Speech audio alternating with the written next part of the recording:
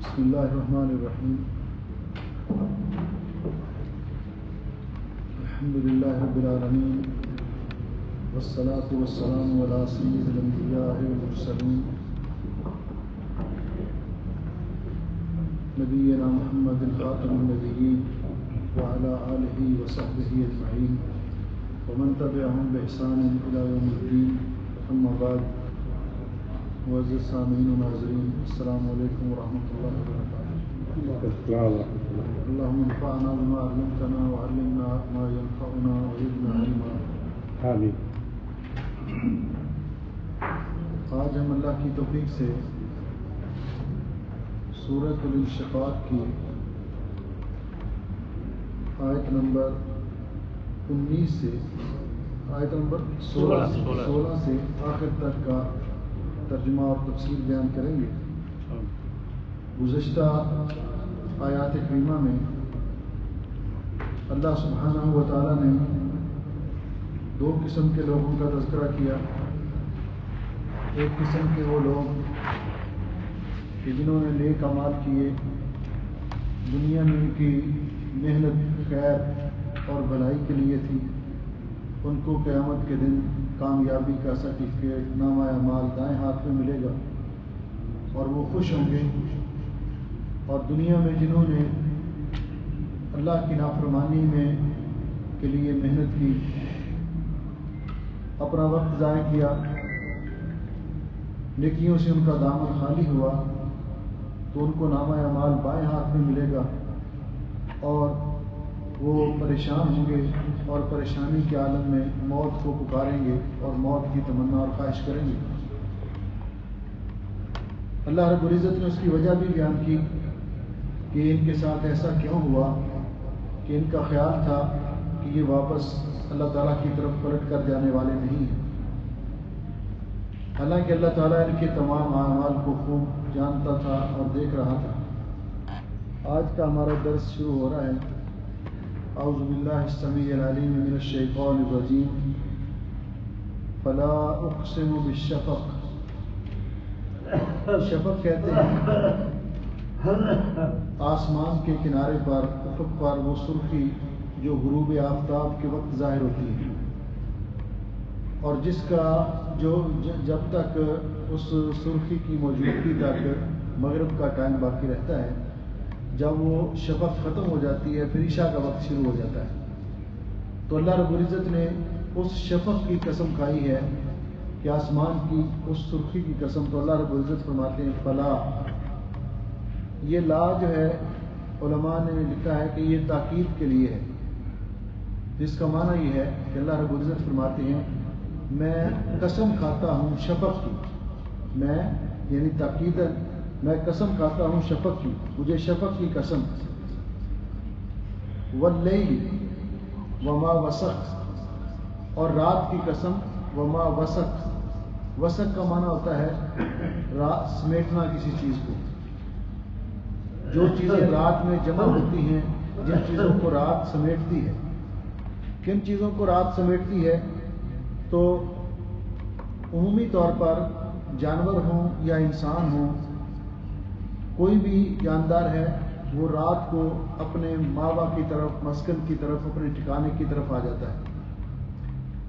تو رات جن چیزوں کو اکٹھا کرتی ہے، رات جن چیزوں کو سمیٹتی ہے کہ ہر چیز رات کو سمٹ کر اپنے مسکن اور ٹھکانے کی طرف آ جاتی ہے. تو اللہ رب العزت فرماتے ہیں واللیل، اور رات کی قسم، وما وسق، اور جن کو رات سمیٹ لیتی ہے. والقمر، اور چاند کی قسم. اذا اتسق. اتسق کا معنی ہوتا ہے اکتمل، جب مکمل ہو جائے. چاند کی قسم جب وہ مکمل ہو جائے. اور چاند مکمل ہوتا ہے عمومی طور پر 13ویں رات سے لے کر 16ویں رات تک. ان راتوں کے اندر یعنی 14ویں رات کو بالکل کمپلیٹ ہوتا ہے چاند. تو 13 سے 16ویں رات تک یہ چاند کے اکتمال، چاند کے ان طریقوں کے چاند کو بدر کہتے ہیں.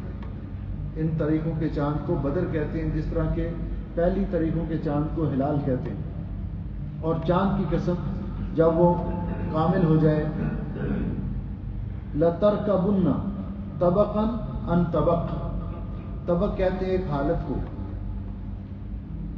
آپ پر طاری ہوں گے، آپ ایک حالت سے دوسری حالت میں چڑھیں گے، اوپر چڑھیں گے، جو رکوب کا معنی، تو گویا کہ آپ قیامت کے دن مختلف قسم کے شدید اور مشکل حالات سے گزریں گے.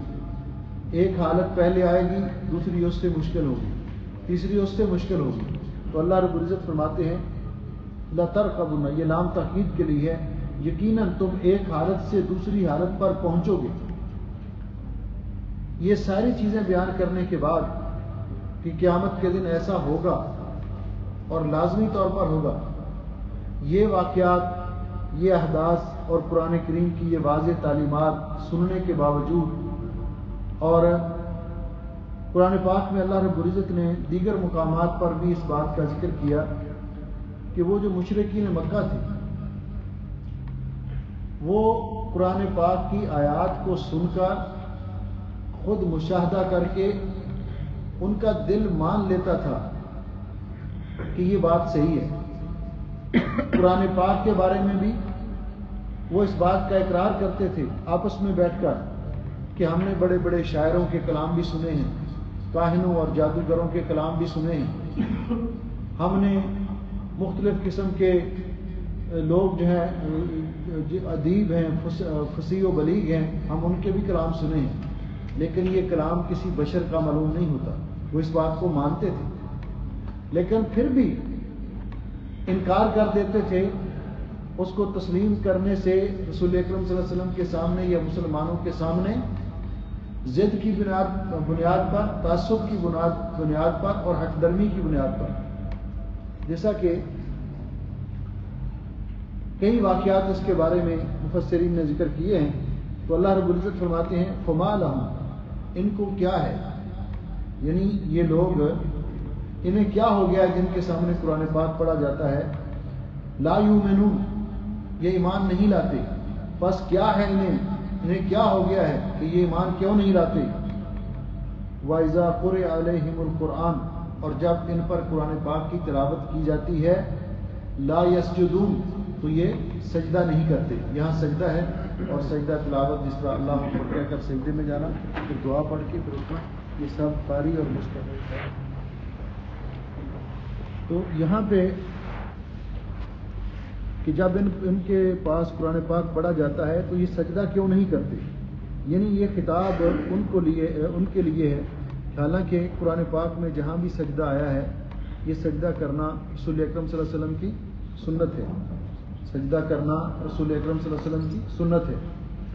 تو اللہ رب العزت نے فرمایا کہ بجائے یہ کہ اللہ تعالیٰ کے احکام کو مان کر ان کی تعمیل کریں، ان پر یہ عمل کریں، ان کی حالت یہ ہے بل الذین کفروا یکذبون، بلکہ وہ لوگ جنہوں نے کفر کیا، یکذبون، وہ اللہ تعالیٰ کی آیات کو جھٹلاتے ہیں، اللہ تعالیٰ کے احکام کو جھٹلاتے ہیں. واللہ اعلم، اور اللہ تعالیٰ خوب جاننے والا ہے. عالم اس میں تفضیل کا صیغہ ہے، اور اللہ تعالیٰ خوب جاننے والا ہے بما یوعون. یوعون کا معنی ہوتا ہے یوئی کا معنی ہوتا ہے کسی چیز کو محفوظ کرنا، کسی چیز کو جمع کرنا. تو جو یہ اپنے دلوں میں چھپائے ہوئے ہیں، ایک ترجمہ اس کا یہ ہے. دوسرا کہ جو یہ اعمال جمع کر رہے ہیں، جو کچھ یہ اعمال کر رہے ہیں اور اپنے لیے جمع کر رہے ہیں، ان کو اللہ تعالیٰ خوب جاننے والا ہے، اللہ تعالیٰ ان سے واقف ہے. فبشرہم بعذاب علیم، بس ان کو خوشخبری سنائیے. یہ ایک ان کے لیے طنز کے طور پر ہے، حالانکہ عذاب کی خوشخبری نہیں ہوتی، وعید ہوتی ہے. تو ان کو خوشخبری سنائیے بعذاب علیم، دردناک عذاب کی. الا الذین آمنوا، مگر وہ لوگ سوائے ان لوگوں کے جو ایمان لائے، وعملوا الصالحات، اور انہوں نے نیک اعمال کیے، لہم اجر غیر ممنون، تو ان کے لیے اجر ہے جو نہ ختم ہونے والا ہے. غیر ممنون، نہ ختم ہونے والا اجر ہے. اور وہ کیا ہے؟ جنت ہے، اور جنت کی نعمتیں ہیں جو ہمیشہ ہمیشہ کے لیے ہوں گی، کبھی ختم ہونے والی نہیں ہے. تو ان آیات کریمہ میں بھی اللہ سبحانہ و تعالیٰ نے ان چیزوں کی قسم کھا کر مرنے کے بعد دوبارہ زندہ ہونا اور اس کے بعد لوگوں کے اعمال کا بدلہ ان کو دینا، ان کا ذکر کیا ہے، کیونکہ یہ مکی صورتیں ہیں اور مکی صورتوں کا زیادہ تر موضوع یہی رہا ہے، اللہ کی توحید اور آخرت پر ایمان، البعث بعد الموت کے بارے میں، کیونکہ وہ لوگ انہی دو چیزوں کا انکار کرتے تھے۔ اس طرح آج اس سورت کا ترجمہ مکمل ہوا۔ اگلے درس سے انشاءاللہ زندگی رہی تو سورت البروج کا ترجمہ شروع کریں گے ہاں جی۔ وأذنت لربها وحقت. ہاں جی، وعزینت کا معنی ہوتا ہے اس نے کان لگایا اپنے رب کے حکم کی طرف، وحقت، اور اس کے لیے لائق بھی یہی ہے کہ وہ اللہ کا حکم سنے، کہ وہ اللہ کے حکم کو غور سے سنے، اور اس کے لیے لائق بھی یہ ہے کہ وہ اللہ تعالیٰ کا حکم سنے اور تسلیم کرے۔ بارک اللہ فیکم۔ یہ سجدہ تلاوت اور سجدہ سہو کی تھوڑی تعریف ہے۔ ہاں دیکھیے، سجدہ تلاوت وہ سجدہ ہے جو تلاوت کے دوران آتا ہے، اور یہ سجدہ کرنا سنت ہے، یعنی مستحب ہے، کیونکہ رسول اکرم صلی اللہ علیہ وسلم نے ایک دفعہ آیات سجدہ تلاوت کی اور آپ نے سجدہ کیا، ایک دفعہ آیات سجدہ تلاوت کی اور نہیں کیا، جس میں یہ آپ نے بتلایا کہ یہ واجب نہیں ہے، سنت ہے، کرنا افضل ہے، کرنا افضل ہے، کیونکہ آپ نے نماز کے اندر بھی تلاوت کیا سجدے والی آیات، تو نماز کے اندر بھی آپ نے سجدہ کیا۔ یہ کس کے لیے ہے؟ قرآن پاک کی تلاوت کرنے والے کے لیے بھی ہے، والمستمع، قاری کے لیے بھی، اور مستمع جو سن رہا ہے یا اس کلاس میں بیٹھا ہے، جو ویسے گزر رہا ہے یا وہ اسپیشل سننے کے لیے نہیں بیٹھا، اس کے لیے لازم نہیں ہے، اس کے لیے لازم نہیں ہے۔ یہ سجدہ جو ہے ایک ہی سجدہ ہوتا ہے، ایک ہی سجدہ ہوتا ہے، اور اس کے لیے کھڑے ہونا، قیام کرنا، پھر ہاتھ باندھنا، رکوع کرنا، یہ لازمی نہیں ہوتا، اور یہ اس کا حصہ نہیں ہے، بلکہ اللہ اکبر کہہ کر سجدے میں چلے جائیں اور اللہ اکبر کہہ کر سجدے سے اٹھ جائیں، پھر التحیات اور سلام بھی نہیں ہے۔ تو یہ سجدہ تلاوت ہے۔ سجدہ سہو جو ہے وہ ہے کہ نماز کے اندر آپ بھول گئے، نماز کے اندر مثلاً درمیان والا تشہد بھول گئے، یا نماز کے اندر آپ کو شک پڑ جاتا ہے کہ میں نے 3 رکعتیں پڑھی ہیں یا 4 پڑھی ہیں، تو 3 تو آپ نے یقینی پڑھی ہیں، یقین پر بنا کر کے 1 رکعت اور پڑھ لیں اور ساتھ سجدہ سہو کر لیں۔ سجدہ سہو کے 2 طریقے رسول اکرم صلی اللہ علیہ وسلم سے ثابت ہیں۔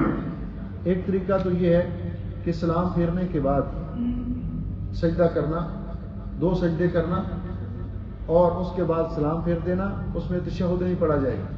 دوسرا طریقہ جو عام طریقہ ہے وہ یہ ہے کہ سلام سے پہلے، یعنی التحیات مکمل کرنے کے بعد، اگر درمیان والا التحیات چھوٹ گیا ہے یا آپ بھول گئے ہیں، تو التحیات مکمل کریں گے، تشہد مکمل کرنے کے بعد 2 سجدے کرنا سلام پھیرے بغیر، اور پھر دوسرے سجدے سے اٹھ کر بغیر التحیات پڑھے، تشہد پڑھے، سلام پھیر دینا، تو یہ سجدہ سہو ہے، سجدہ سہو ہے۔ سجدہ تلاوت کے لیے معروف دعا ہے، سجد وجہ للذی خلقہ وصورہ وشق سمعہ وبصرہ بحولہ وقوتہ، بعض روایات میں فتبارک اللہ احسن الخالقین۔ اگر کسی کو یہ دعا یاد نہیں ہے، یاد کرنی چاہیے، تو پھر وہ عام دعا سبحان ربی الاعلی یہ بھی پڑھ سکتے ہیں۔ تو سجدہ تلاوت جو ہے ایک ہی سجدہ ہے، اور سجدہ سہو یہ 2 سجدے ہیں، یہ 2۔